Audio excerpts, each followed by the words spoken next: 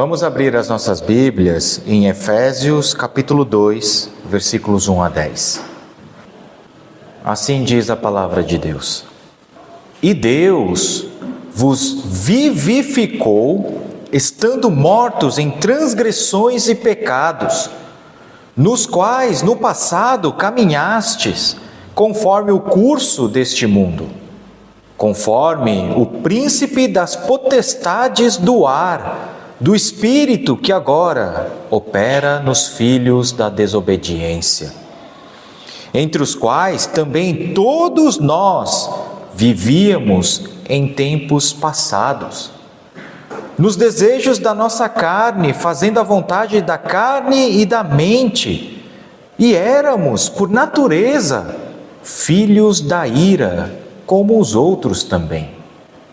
Mas Deus, que é rico em misericórdia, pelo seu grande amor com que nos amou, estando nós ainda mortos em nossos pecados, nos vivificou juntamente com Cristo. Pela graça sois salvos.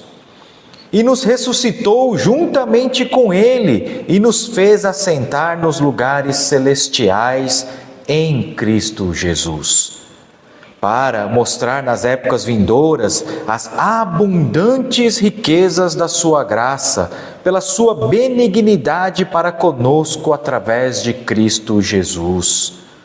Pois, pela graça sois salvos por meio da fé. E isso não é de vós mesmos, isso é o dom de Deus, não de obras, para que nenhum homem se glorie, porque somos feitura sua, criados em Cristo Jesus, para as boas obras, as quais Deus estabeleceu para que andássemos nelas. Assim diz a palavra de Deus. Curvem suas cabeças, oremos. Senhor, nosso grandioso, soberano Deus, nosso Criador e Redentor em Cristo Jesus, muitas graças nós te damos por este incalculável privilégio de estarmos aqui cultuando o teu grandioso nome publicamente como uma igreja. Não há privilégio, não há dom maior do que este que o Senhor nos concedeu em Cristo Jesus. Mas também, Senhor, nós estamos aqui diante da Tua santíssima presença, confessando os nossos pecados. Vivemos vidas que jamais podem Te agradar, porque corremos atrás do vento. Vivemos vidas segundo os padrões deste mundo. Nossos corações se desviam da Sua lei e constantemente se entregam, Senhor, à idolatria. Nós confessamos os nossos pecados. Mas nós também podemos ter a esperança de que em Ti podemos encontrar ricas misericórdias em Cristo Jesus. Nós pedimos o perdão pelos nossos pecados em Cristo Jesus. E também nós pedimos pela dádiva do Teu Espírito Santo, a Tua santíssima presença em nosso meio, para que o Evangelho seja fielmente proclamado, e ao ser proclamado, que pelo Teu Espírito Santo cada pessoa possa ouvir o Teu Evangelho, conhecer Jesus Cristo, crer em Cristo Jesus e ser convertido ao Senhor. Tudo para a Sua honra e glória de nosso Senhor e Salvador Jesus Cristo, nós oramos. Amém. Eu vou começar esse sermão com uma tradicional pergunta. O homem está moralmente enfraquecido ou o homem está espiritualmente morto? Essa é uma questão decisiva. A resposta que você der a essa pergunta define a sua posição na fé cristã. Porque se o homem está apenas moralmente enfraquecido, tudo o que ele precisa ouvir é um incentivo, é um discurso que inflame sua vontade interior, talvez um conselho piedoso, uma palavra motivacional, um ensino de um conhecimento que antes não possuía. Afinal de contas, ele é um bom sujeito, apenas está desanimado, apenas está enfraquecido. Então, tudo aquilo que nós precisamos fazer é incentivá-lo a fazer o melhor que pode, a dar o melhor de si, porque Deus com certeza olhará para ele e verá todo o seu esforço. Apesar de todas as suas falhas, apesar de tudo aquilo que ele não consegue atingir, Deus olhará para o coração dessa pessoa e verá que esse coração é cheio de boa vontade. E por isso, Deus derramará ricas bênçãos a essa pessoa, porque tudo o que importa seria a boa vontade do coração. Então, que anunciemos conselhos piedosos. Vamos incentivá-los a darem o melhor de si mesmos, a fazer tudo com excelência. Segundo essa visão de que o homem apenas está enfraquecido moralmente e que ele precisa ser exortado apenas a fazer aquilo que é certo, a Bíblia se transforma em outra coisa.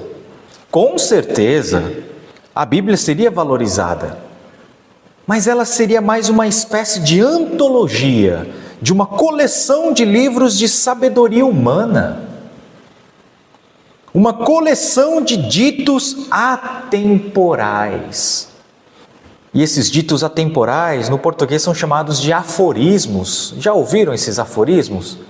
Com certeza. Aforismos são aquelas frases que aparecem nos para-choques de caminhão. Aforismos são declarações curtas, perspicazes, que expressam uma verdade ou um princípio geral sobre a vida. E muitas vezes eles são inteligentes e memoráveis. Eles são aquelas frases curtas, mas impactantes, que geralmente tratam de alguma situação da vida. Vou dar um exemplo. A maior glória de viver não está em nunca falhar, mas em nos levantarmos sempre que caímos. Isso é uma frase de efeito, isso é um aforismo muito famoso, diga-se de passagem. Então nós transformamos a Bíblia em uma coleção desse tipo de ensino, desse tipo de aforismos, de dizeres atemporais. Então nós falamos a frase de efeito e buscamos versículos que apoiem essa frase, tornando ela o principal ensino por meio da Bíblia que nós queremos dar. Considerar que o homem está apenas moralmente enfraquecido tende a tratar a Bíblia como se fosse um livro mágico, ou talvez nada mais do que uma coleção de dizeres para cada situação da vida. Se eu perceber que as pessoas aqui estão muito tristonhas, para baixo, então eu abro a Bíblia como se fosse um caldeirão de versículos a meu dispor e eu vou lá e sorteio o versículo que vai nos dar uma lição a respeito daquilo que vocês estão vivendo. Eu poderia perceber que vocês estão com dificuldades financeiras e eu poderia então abrir a Bíblia e fazer um discurso inflamado a respeito de como vocês devem ter fé em Deus, porque Deus é o dono do mundo e nós podemos não ser os donos do mundo, mas nós somos filhos do dono. E assim vocês podem sair daqui com a impressão de que receberam a palavra de Deus. E já que o homem é apenas enfraquecido, nós podemos montar aqui uma banda profissional de música para tocar um louvorzão, para que por meio das notas musicais o sentimento de vocês sejam tocados, para criar em vocês emoções, choro, alegria, para completar o quadro. para que vocês saiam daqui com a impressão de que foram abençoados pelo culto, fortalecidos para enfrentar mais uma semana na selva da cidade. Tudo isso porque eu considero que o homem é apenas moralmente enfraquecido. E a pregação é cheio de conselhos piedosos, de aforismos. Porém, eu receio que o testemunho bíblico a respeito da condição do homem não seja esse. Quando Adão e Eva caíram, eles não somente escorregaram e ralaram seu joelho. Quando Adão e Eva caíram no pecado, eles não somente quebraram um dedinho, lascaram a unha. Não. Quando Adão e Eva caíram, e junto com eles toda a humanidade, eles morreram. E essa é a condição de cada homem que nasce desde então. É por isso que Paulo abre esta passagem com uma espetacular afirmação: que Deus vos vivificou, trouxe de volta vocês à vida, porque vocês estavam mortos em transgressões e pecados. O estado natural da humanidade é que são mortos que andam. São mortos andantes. Este estado é geral e é chamado de morte espiritual. Todas as pessoas em Adão e Eva compartilham do mesmo estado. Já estão mortas. São pessoas mortas que andam. O homem, quem quer que seja, e este é o testemunho bíblico, está morto espiritualmente. É por isso que, apesar de Deus ser glorioso, apesar de Deus ser tão mais real do que qualquer coisa que nós podemos sentir, apesar de Deus ser tão imenso que nem todo o universo seja espaço suficiente para contê-lo, nós não somos capazes de vê-lo, nós não somos capazes de senti-lo por nós mesmos, porque nós estamos mortos espiritualmente. É como exigir que um cadáver sinta, saiba que os seus entes queridos estão ao redor dele, velando o corpo dele. O homem, quem quer que seja, já está morto espiritualmente. E nessa curta passagem, nós temos uma profunda avaliação a respeito da condição humana. A morte espiritual é universal, ou seja, é a condição tanto de judeus quanto de gregos. A morte espiritual é expressa em rebelião ativa e intratável, incurável contra Deus. A morte espiritual é uma inclinação para as ordens malignas, para as ordens diabólicas que dominam este mundo. O coração morto naturalmente se inclina às obras malignas que geram morte. Semelhante produz semelhante. A morte espiritual traz consigo uma total incapacidade de realizar qualquer ato para remediar a sua própria situação. É evidente, um cadáver não pode fazer absolutamente nada para ressuscitar a si mesmo. E por isso, pelo conjunto da obra, a Bíblia proclama a justa ira de Deus. Quando Deus nos encontrou, nós não tínhamos méritos, nós não estávamos vivos. Pelo contrário, nós estávamos mortos em nossos delitos, em nossas transgressões, em nossos pecados, incuravelmente inclinados para as obras malignas que geram morte. Porém, o versículo 1 nos conta que Deus, pela fé em Cristo Jesus, nos dá a vida espiritual. Paulo declara: Deus em Cristo Jesus vos vivificou quando vocês ainda eram mortos em seus delitos, em suas transgressões e pecados. Ninguém teve mérito. Deus, Ele não somente fortaleceu alguém que estava cansado ou enfraquecido. Deus não é aquele jogador reserva que está sentado no banco, que entra em campo quando a pessoa se cansa. Não. Ele deu vida a todos nós quando nós ainda estávamos mortos. E por estarmos mortos, não entendam errado, não significa que não fazíamos absolutamente nada.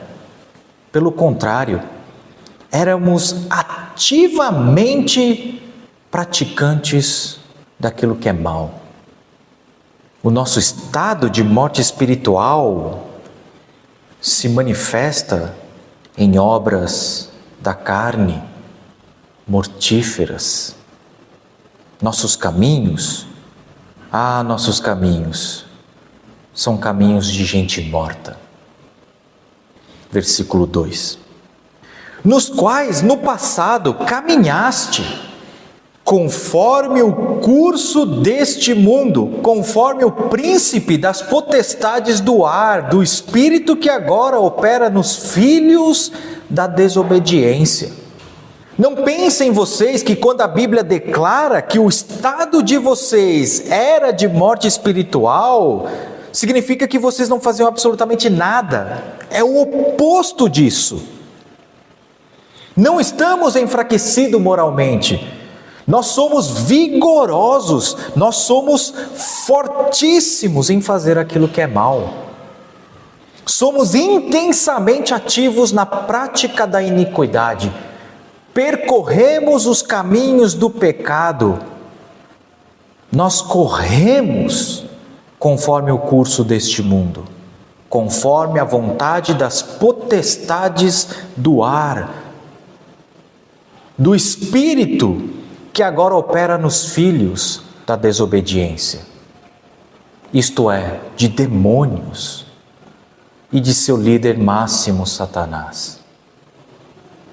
Sim, em nosso estado de morte espiritual, nossos corações se inclinam aos desejos demoníacos, aos desejos diabólicos. E não há nada em posse humana para reviver seu próprio espírito, para remediar essa condição, e nem de se libertar dessa prisão satânica. E então essa descrição trágica a respeito da condição da humanidade é quebrada quando Paulo afirma que Deus deu vida por amor e graça e fé em Cristo Jesus aos homens que estavam mortos, andando nesta condição. Sim, Paulo está se referindo a cada um de vocês. Se não existe aqui uma pessoa que não crê em Cristo Jesus, se todos creem em Cristo Jesus, saibam que é dessa vida que vocês foram redimidos. Saibam que vocês eram esses mortos que andavam, mas que Deus os vivificou em Cristo Jesus, quando vocês ainda estavam mortos em pecados e transgressões. Saibam que se por acaso houver aqui alguém que não crê em Cristo Jesus, saiba que a sua condição definida por Deus é que você está morto e é escravo de demônios. Por isso, qualquer mérito é retirado. Não há quem caminhe os caminhos de Deus e apenas precise de uma palavra de fortalecimento, que necessite apenas de um conselho piedoso. Vamos caminhar com mais força, façamos tudo com mais excelência, vamos, anima-te. Não. Pelo contrário, o mundo é mau, dominado por Satanás e seus demônios, e todas as pessoas naturalmente nascem dominados por desejos satânicos, porque são mortos que andam. E nós vivemos, não se esqueçam disso, não se esqueçam que nós vivemos entre pessoas assim. Nós vivemos entre pessoas que estão mortas espiritualmente, incapazes de responder a Deus. Versículo 3. Entre os quais, essas pessoas mortas espiritualmente, também todos nós vivíamos em tempos passados. Não se esqueçam da advertência bíblica para os que se apaixonam pelo mundo, que o mundo é povoado por pessoas já mortas espiritualmente, que andam nos desejos da carne, fazendo a vontade da carne e da mente caídas. E por isso éramos, por natureza, filhos da ira, como os outros também. Em tempos passados, todos nós, todos vocês andavam segundo os desejos da carne. E a carne só pode produzir segundo a sua própria condição caída. Nesse estado de morte espiritual, só se pode ser algo ante Deus. Só se pode produzir uma transgressão. Portanto, se eu pego uma pessoa nessa condição e o exorto, entrego uma mensagem de perseverança, de força, eu apenas estou acrescentando gasolina ao fogo. Eu estou fortalecendo as pessoas para que continuem a praticar o mal, para que continuem transgredindo a lei de Deus. O hebraico, ele não tem muitos adjetivos. Adjetivos expressam qualidades aos seres, tudo bem? São as qualidades naturais. Por exemplo, João é alto. Alto é uma qualidade de João, é um adjetivo que define ele. Maria é iracunda. O que eu quero dizer com isso? Que é a qualidade inata daquela pessoa chamada Maria, irar-se. Eu estou descrevendo algo, correto? O hebraico ele não tem tantos adjetivos assim. E uma das formas de expressar qualidades, uma das formas de expressar adjetivos, é usando um artifício que aparece aqui no versículo 3. Filhos da ira. Aqui nós temos o artifício de um adjetivo. Ativamente sem freios, vivíamos fazendo a vontade da carne e da mente caídas. No versículo 2, Paulo definiu os que são assim, que vivem assim. Paulo definiu, são filhos da desobediência. O que Paulo quer dizer quando ele chama essas pessoas espiritualmente mortas de filhos da desobediência? Ele quer dizer que a natureza dessas pessoas, a qualidade que descreve essas pessoas, é a desobediência. São desobedientes por natureza. Faz parte do ser deles. Por isso que Paulo chama no versículo 2, essas pessoas de filhos da desobediência. Porque desobedecer a Deus, transgredir a lei de Deus, faz parte do ser, da natureza do homem caído. E por isso que agora, no versículo 3, Paulo chama as pessoas que vivem assim, inclinados à carne, mortos espiritualmente, mortos que andam, Paulo os chama de filhos da ira. Porque essa é a qualidade que define essas pessoas. Esse é o adjetivo que define essas pessoas. São filhos da ira, reservados para a ira de Deus. Vejam só. Não se engane. Não se engane. Muita gente costuma dizer que é filho de Deus. Já viram aquela frase, o outro aforisma? Todo mundo é filho de Deus. Todo mundo se considera filho de Deus.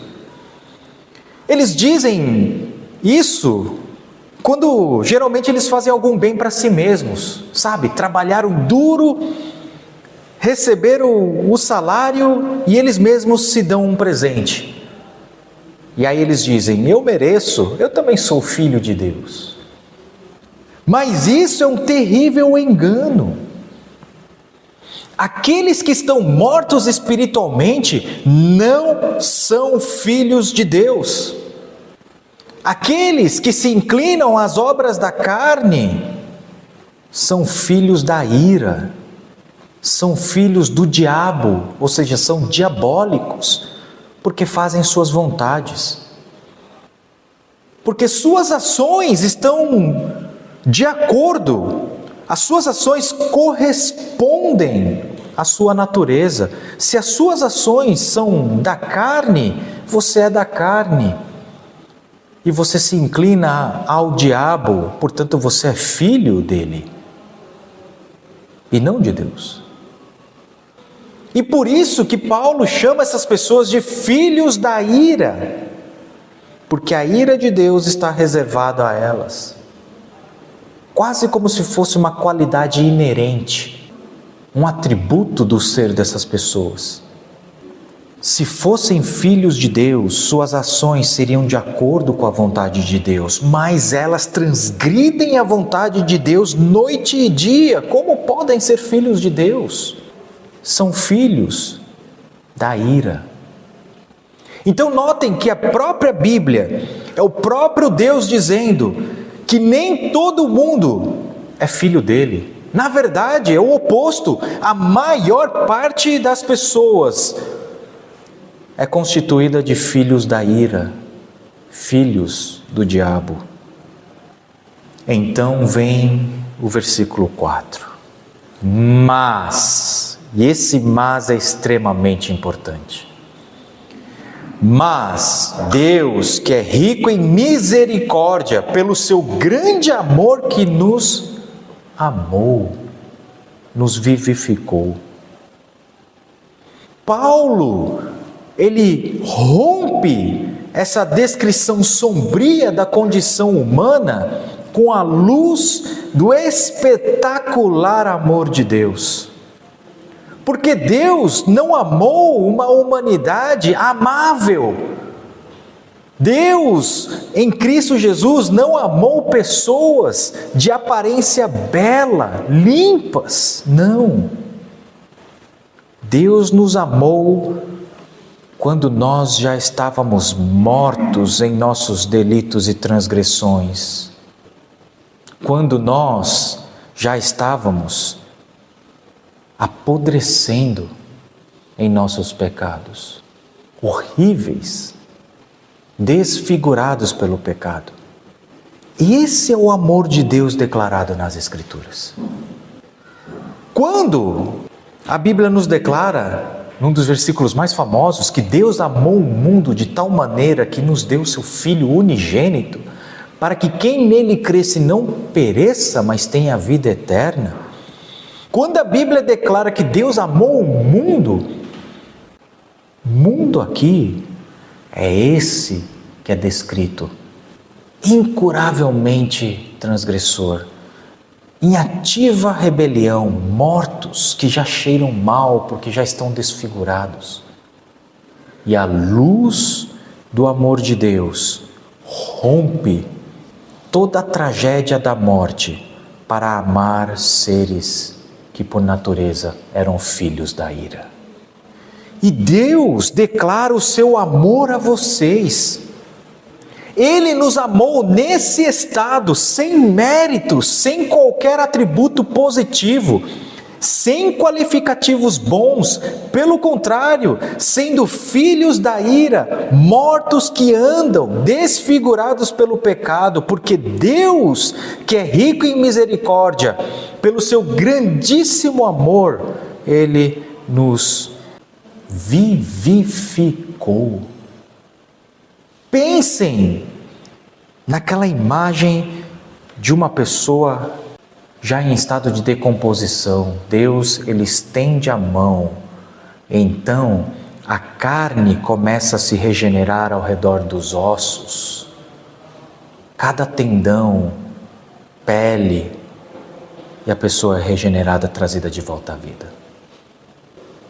Quando Deus Ele nos redimiu, nos resgatou em Cristo Jesus, nós não estávamos à beira do afogamento, com a água até na linha do nariz, já exaustos de tanto nos debatermos para boiar. Então Deus, Ele vai lá e lança uma boia para finalmente nos salvar, porque já estávamos a ponto de perder as nossas forças e de nos afogarmos. Não foi isso. Quando Deus nos redimiu, já estávamos no fundo do mar, na escuridão, já estávamos mortos há muito tempo. É de lá que Deus coloca a mão poderosa dele e te redime. É de lá que a mão poderosa de Deus te tirou. É de lá que Deus te amou. Versículo 5: estando nós ainda mortos em nossos pecados, Deus nos vivificou juntamente com Cristo. Pela graça sois salvos.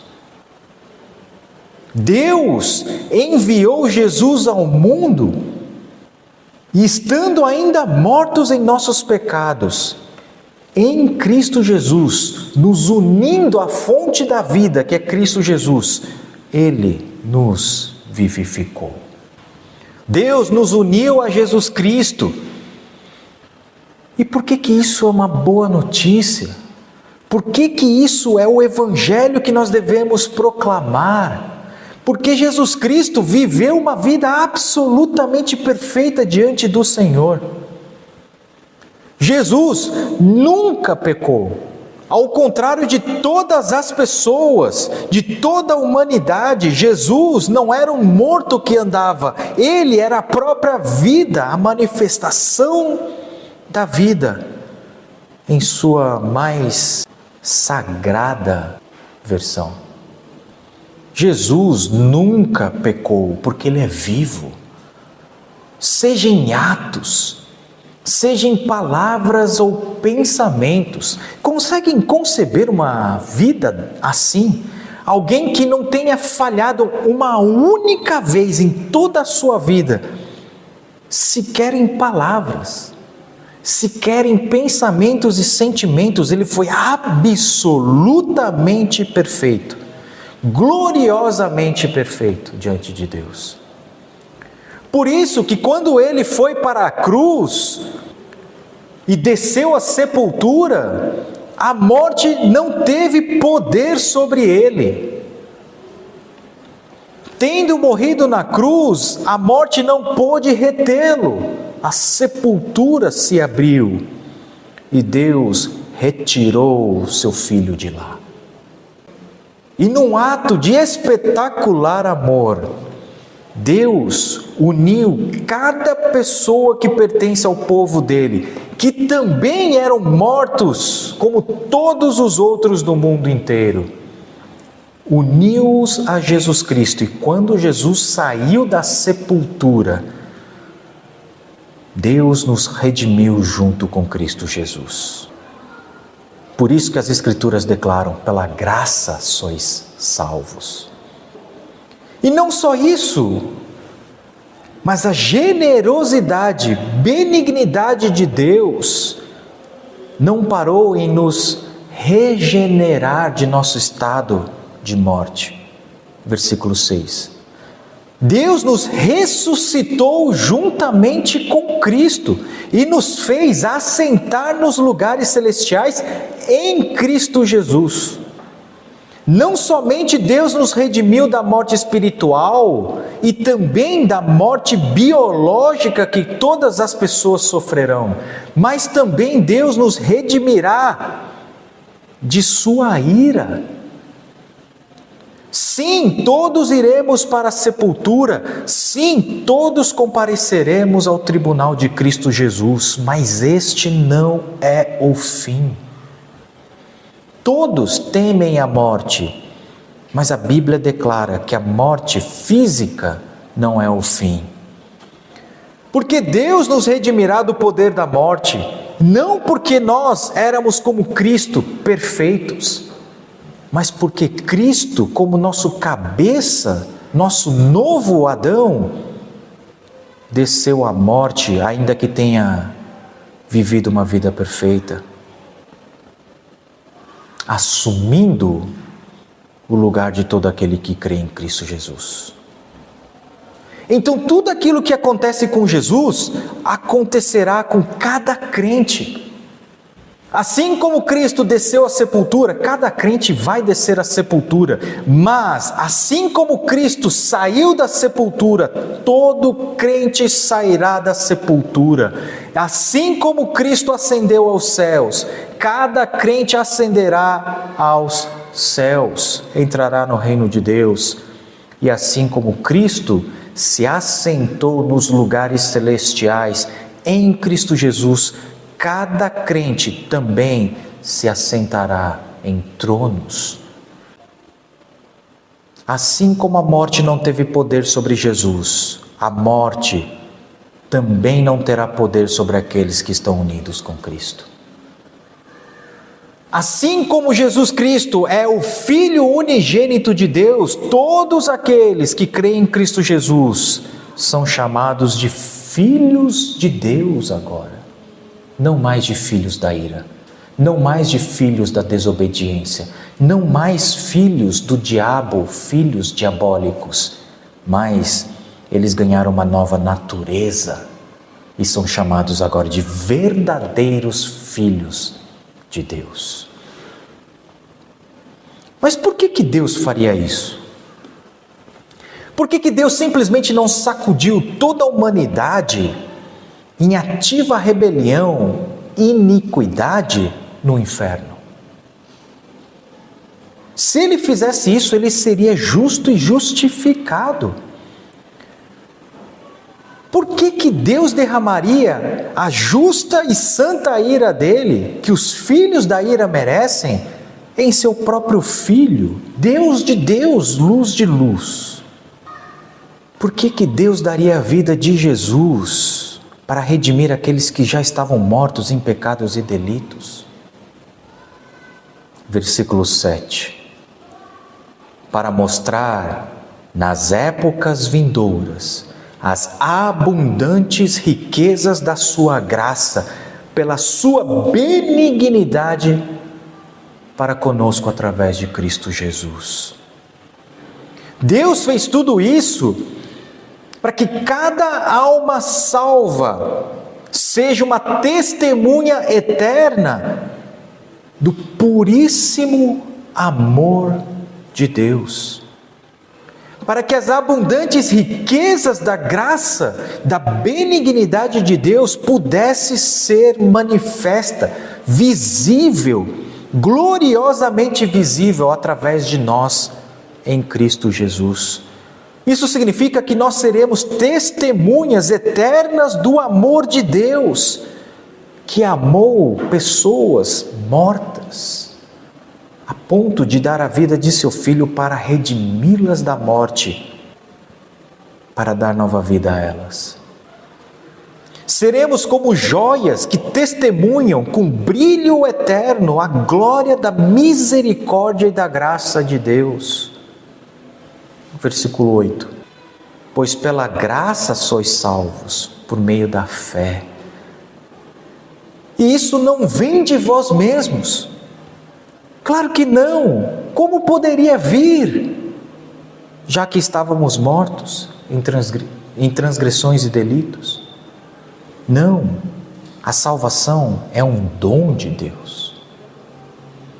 Não vem do fortalecimento do homem interior, não vem da motivação de um coração enfraquecido por meio de mensagens inflamatórias ou de conselhos piedosos, muito menos de aforismos que se adequam às nossas situações da vida.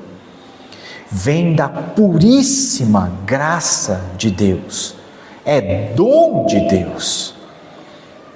Quando se diz dom, eu não quero dizer que seja um talento, como uma pessoa, tem quando ela canta muito bem, ou quando ela desenha muito bem. Não, quando eu digo que é dom, quando a palavra de Deus diz que a salvação é um dom, se quer dizer que é um presente tão precioso, inestimável, que somente Deus pode dar. É uma dádiva divina, supera em valor qualquer coisa ao alcance do homem. Seu valor é inestimável, incalculável. A salvação é um dom, é um presente divino que somente Deus pode dar. Nunca pode ser produzido. A salvação é pela graça, é um dom de Deus. Versículo 9. Não de obras para que nenhum homem se glorie. Está escrito. Não adianta eu lhes inflamar com discursos piedosos, motivacionais, porque está escrito, a salvação não é pelas obras, para que nenhum homem se glorie. Ninguém poderá se gloriar diante de Deus. Todos os salvos louvarão o poder e a graça de Deus, o amor de Deus derramado em Jesus Cristo em regenerar mortos andantes. Portanto, é completamente antibíblico e inútil eu insistir para que mortos produzam boas obras. Não. Quem é salvo pela graça de Deus, não pelas obras, porque somos feitura sua. Nós somos criados em Cristo Jesus para as boas obras, as quais Deus estabeleceu para que andássemos nelas. Somos novas criaturas, feituras da mão poderosa de Deus, criados em Cristo Jesus para as boas obras, que glorificam eternamente a Deus, as quais Deus estabeleceu para que andássemos nelas.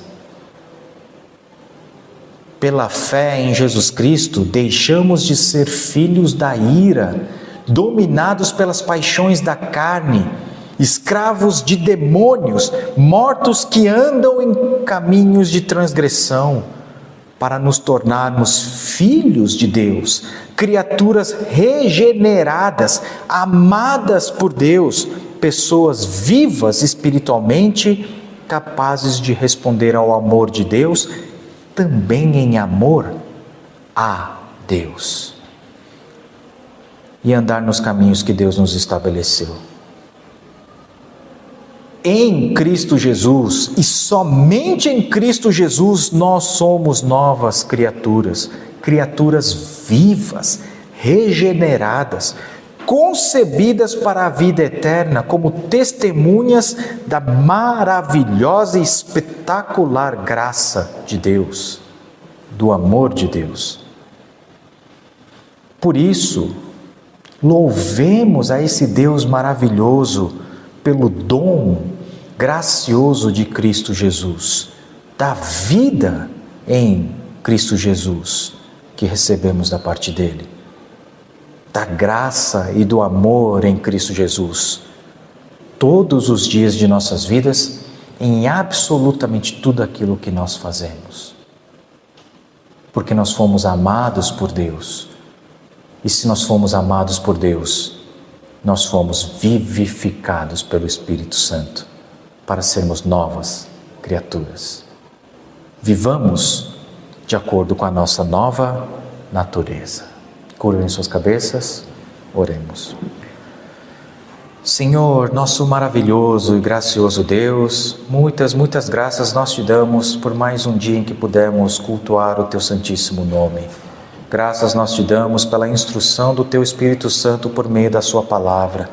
Nós rogamos para que essa palavra não permaneça somente em nossos intelectos, mas que possa encontrar um coração regenerado pelo teu Espírito Santo, conscientes da nossa nova natureza e de todo o amor que nós recebemos em Cristo Jesus, e que assim possamos frutificar abundantemente para a sua glória e honra. E também nós pedimos para que enquanto nós vivemos neste mundo, que o Senhor nos proveja todas as nossas necessidades, porque vivemos tempos muito difíceis, que nada nos falte, e que o Senhor nos proteja porque vivemos tempos perigosos, não somente de violência física, mas por conta de todo o falso ensino que infelizmente tem contaminado muitas igrejas. Salva-nos da violência destes homens, e que o Senhor nos traga aqui de volta, para que possamos, semana que vem, cultuar o Senhor novamente, segundo a sua graça e misericórdia. É isso que nós pedimos e oramos em nome de Jesus Cristo.